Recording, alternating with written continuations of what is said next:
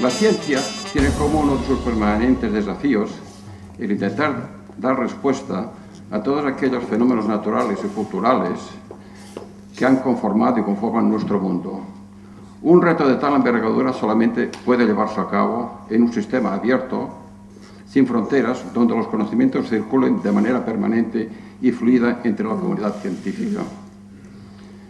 En esta casa se han efectuado 1.189 conferencias, 42 conciertos y 57 exposiciones, a las que han asistido 75.000 persones. Voldria agrair al senyor Pere Vicenç i Rahola i al Club d'Aliaga el fet d'escollir la residència d'investigadors per celebrar Virreis Catalans a Amèrica. La seva decisió és un honor per a aquesta casa. També voldria agrair a La Vanguardia, que des del primer dia fa referència permanent a les nostres activitats, a la seva agenda. Moltes gràcies, senyor Comte de Godó. I per acabar, a la Fundació Banco de Santander i a Codorniu i a la magnífica exposició de quadros de l'artista pintor Toni Vives Fierro. Moltes gràcies. Es una satisfacción para la Fundación Banco Santander darles la bienvenida a la inauguración del ciclo de conferencias Virreyes Catalanes en América, que organiza la Fundación Cultural de la Nobleza en colaboración con la Fundación Banco Santander y el Consejo Superior de Investigaciones Científicas, en cuya residencia de investigadores de Barcelona se celebran estas conferencias. Estamos muy satisfechos de poder iniciar este ciclo dedicado a los virreyes catalanes en América, que completa el tema que hemos desarrollado los 2 últimos años en el ciclo Biografías e Historia, abordando conferencias sobre Iberoamérica y España a propósito del bicentenario de las independencias. Desde hace tiempo, la Fundación Cultural de la Nobleza Española organiza ciclos de conferencias, muchos de ellos en estrecha colaboración con la Fundación Banco Santander, dirigidos al papel desempeñado por la nobleza en la historia de España, ya sea en relación con temas militares, políticos, religiosos o artísticos, con el fin fundamental de recordar la trascendental aportación de la nobleza a nuestra historia. Y hemos considerado que lo más adecuado para iniciar estos ciclos en Barcelona es ocuparnos ante todo de algunos de los virreyes catalanes de más trascendencia en la historia de la América hispana.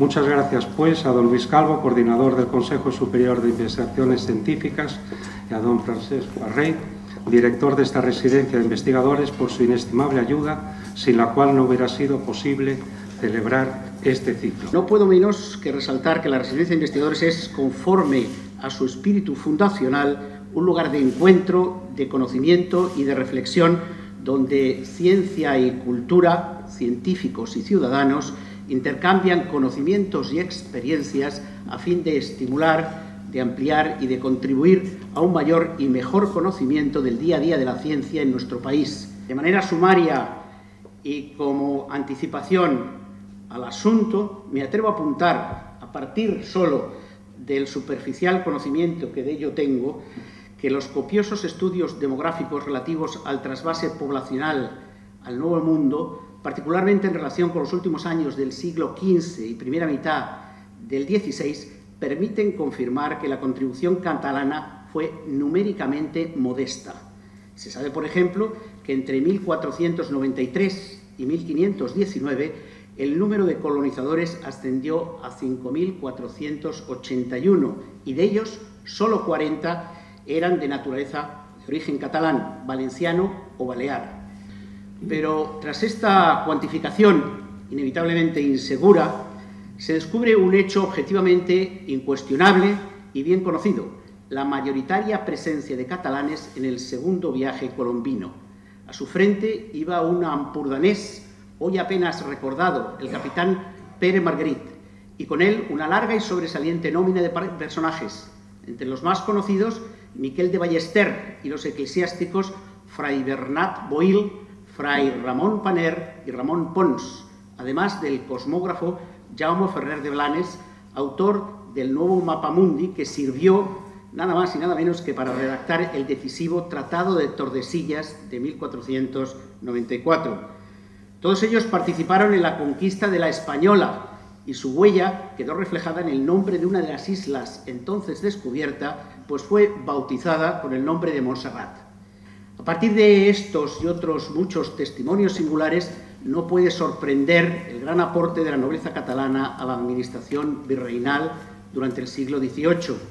De ello fueron protagonistas de excepción, entre otros, Pere Castany, que fue oidor de la Audiencia de Nueva Granada, o Ambrosi Cerdá, que lo fue de la de Chile, o Simón Pontero, que lo fue de la de Guatemala, o también el gran Gaspar de Portolà y Rovira, que gobernó las dos Californias y fue además explorador y fundador en las tierras de su gobernación de las ciudades de San Diego y de Monterrey. Estoy seguro que el profesor Ricardo García Carcel, coordinador del ciclo que inauguramos y primero de sus ponentes, sabrá precisar estas vaguedades y hacer una lectura serena y correcta del asunto central, esto es, el trascendente protagonismo de la nobleza catalana en la trayectoria de la monarquía española. El tema de la nobleza catalana es un tema apasionante por desconocido, porque efectivamente la bibliografía con la que contamos sobre la nobleza catalana es una bibliografía extraordinariamente pobre, extraordinariamente precaria. No existe para la nobleza catalana algo ni remotamente comparable, un libro ni remotamente comparable al extraordinario del gran maestro don Antonio Domínguez Ortiz sobre las clases privilegiadas en la España del antiguo régimen, en la que se refería fundamentalmente él, a la nobleza castellana y al clero castellano.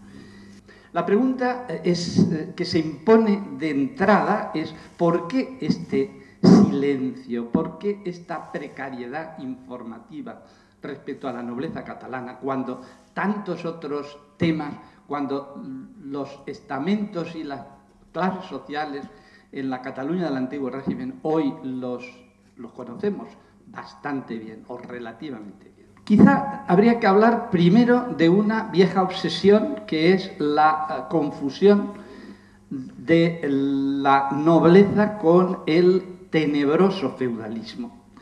Es decir, hay una tendencia, a mi juicio, completamente equivocada, distorsionada, de establecer la ecuación nobleza igual a feudalismo, lo que supone en muchos casos atribuirle a la nobleza la responsabilidad de los malos usos, de los famosos malos usos, como si los malos usos hubieran seguido existiendo a lo largo de toda la época moderna y no se hubieran suprimido, como muy bien estudió Jaume Vicens en su momento, no se hubieran suprimido en la sentencia arbitral de Guadalupe en 1486.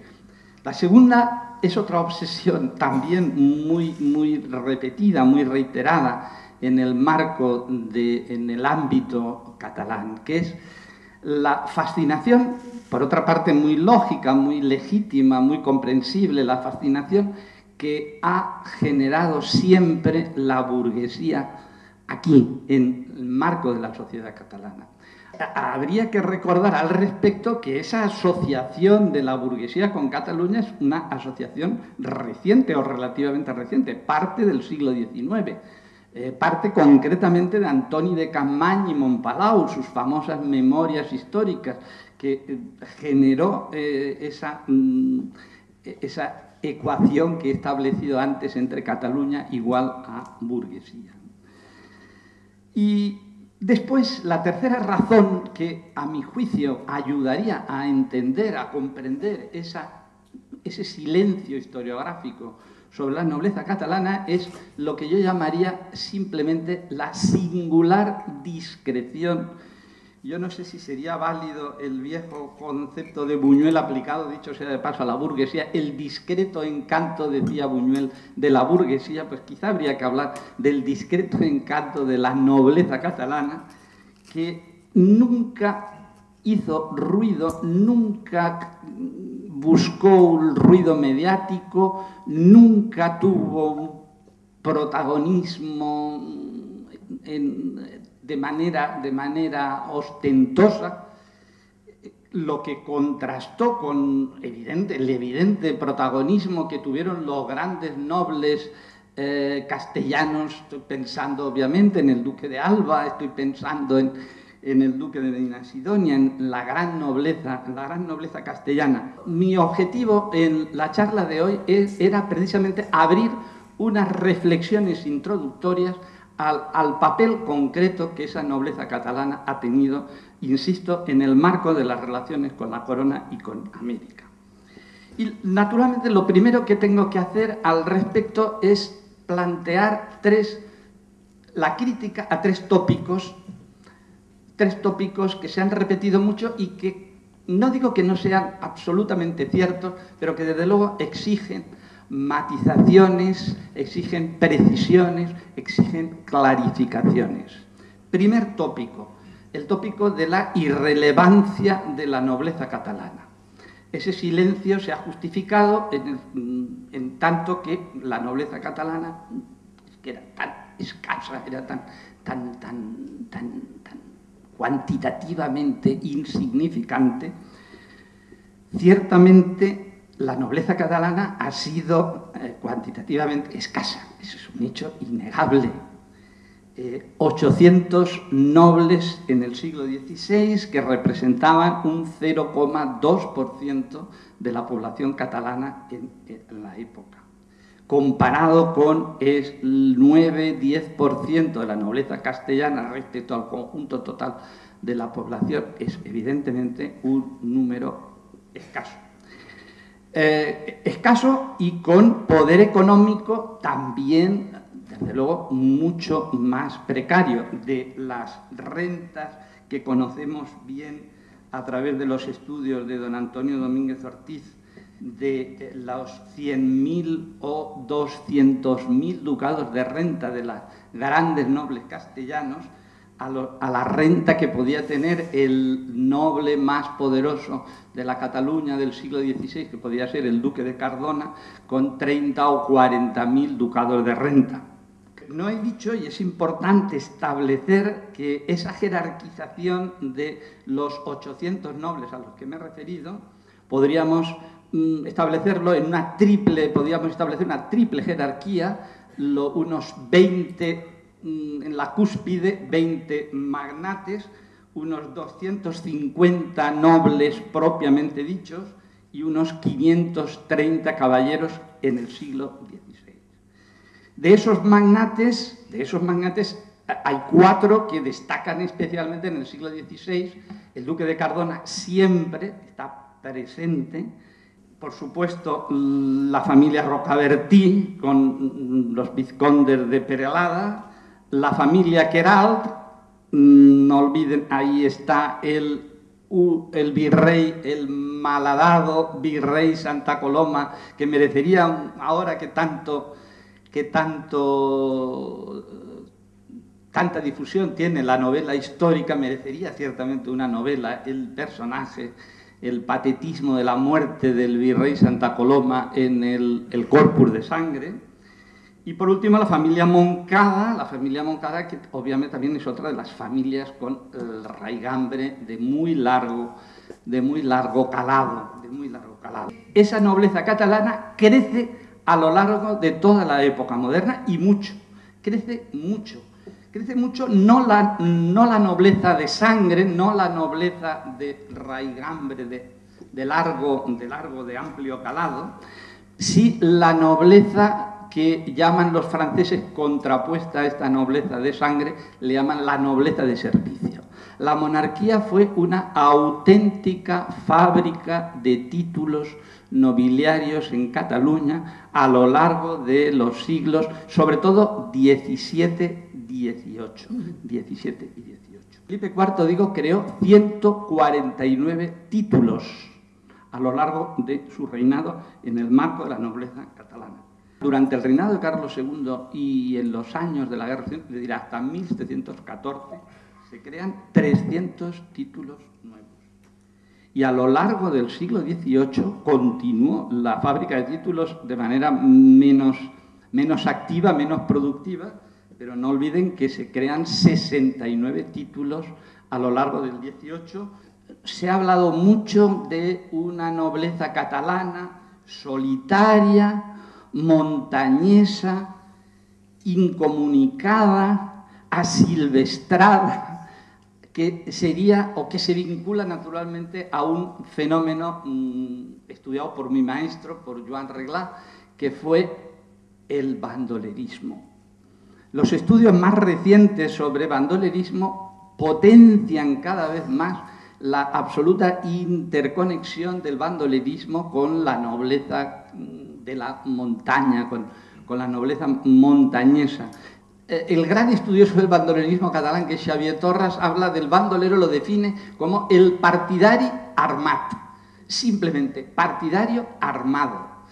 Es decir, que las facciones tenían un brazo, tenían sus correspondientes brazos armados, las facciones de la nobleza, y esos brazos armados estaban representados por las grandes cabezas, las grandes figuras del bandolerismo, que como saben ustedes perfectamente, pues entre los ñerros pues estaba el Rocaguinarda, el cervantino Perot Rocaguinarda, y Serrallonga, Joan Sala alias Serrallonga, y entre los cadells pues estaba Antoni Roca o Trucafort.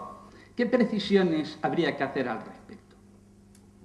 La primera es que no es verdad, o sea, que es cierto que es una imagen de una realidad que en cualquier caso no es, ni mucho menos, absolutamente representativa de lo que es la nobleza catalana en el 16, la segunda mitad del 16 y la primera mitad del 17.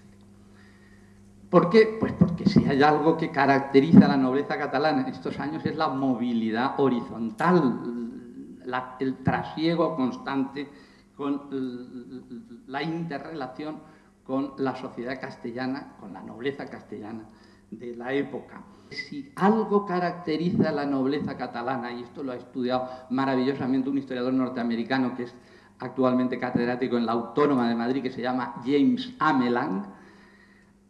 James Amelang demuestra la mixtificación de la nobleza catalana con la oligarquía urbana barcelonesa.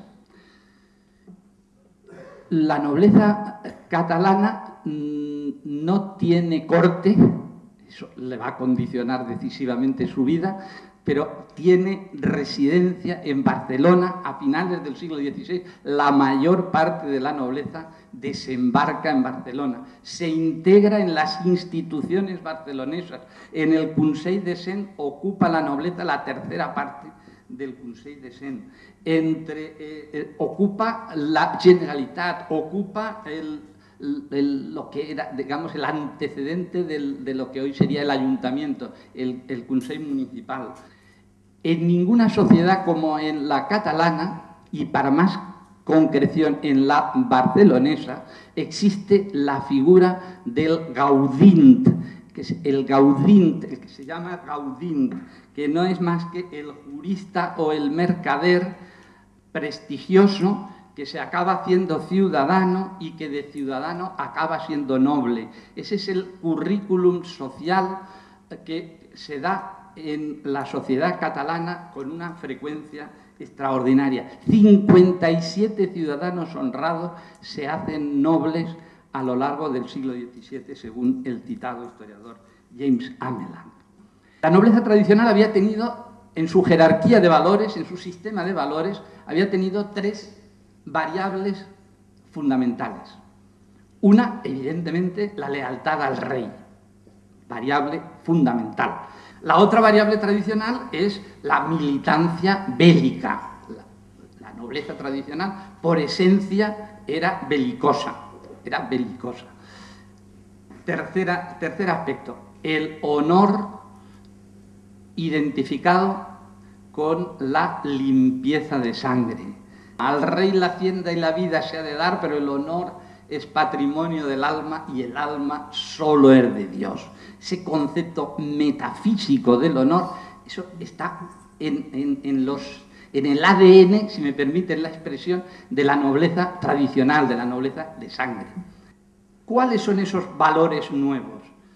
El primero, que llama la atención muchísimo en la nobleza del XVIII, la cultura, el valor de la cultura ingenio, la cultura entendida como ingenio. En segundo lugar, el poder político inmediato, el poder político fáctico, físico, nada de sueños imperiales, sino presencia en las instituciones más próximas, más cercanas. Tercero, el honor entendido de otra manera, el honor opinión, no el honor metafísico a que me estaba refiriendo, el honor del qué dirán, el honor opinión pública. Bien, ustedes dirán, a estas alturas de la charla dirán, y este hombre tenía que hablarnos de América, efectivamente, tengo que hablarles de América y les voy a hablar de América, aunque no le pueda dedicar el tiempo que a mí me gustaría. El punto de partida nos lo ha recordado magistralmente el presidente del CSIC en su intervención hace un rato. Conviene que lo tengamos presente.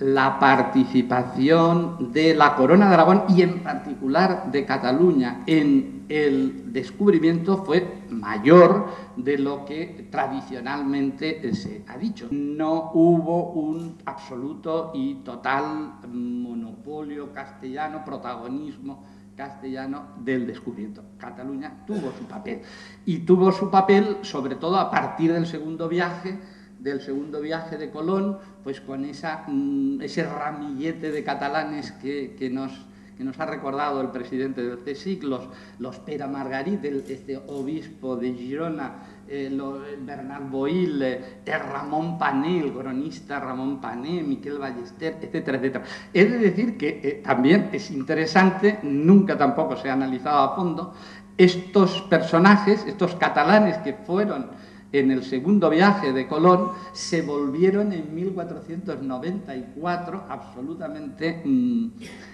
disgustados con Colón. Luego, a partir del tercer viaje, tenemos a Jaime Ferrer de Blanes, la presencia posterior de Miquel Rifós y de tantos otros que no voy ahora aquí a nombrar. Lo cierto es que a partir de 1504 el testamento de Isabel la Católica establece textualmente que las islas y tierras firmes del mar Océano han de quedarse incorporadas a mis reinos de Castilla y León.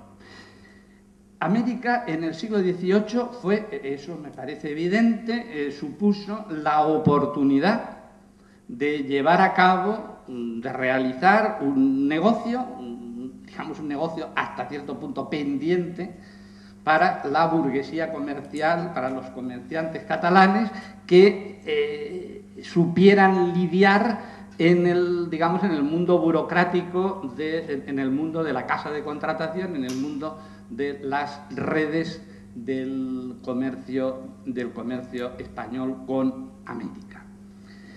No se ha estudiado qué supuso también América como horizonte alternativo de salida para esa discreta, silenciosa y un tanto confusa nobleza catalana en ese ejercicio de indefinición, de no saber, no tener clara su opción, su apuesta política, que hemos comentado a lo largo del siglo XVII y primeros años del siglo XVIII. Aquí van ustedes a oír hablar de dos virreyes trascendentes en las dos próximas semanas. Los dos Manueles, Sentmenat y Amat. Sepan ustedes que tenemos otros tres virreyes catalanes en el 18. Está Antoni Oleguer y Feliu, hombre que fue virrey, gobernador de Montevideo y virrey del Río de la Plata en 1797. Fue también virrey Gabriel Avilés, familia asturiana, aunque en este caso nacido en Vic, que fue virrey también del Río de la Plata 1797 a 1806. Y lo fue José Solís y Fol de Cardona, que era mitad catalán, mitad valenciano, virrey de Nueva Granada de 1753 a 1760.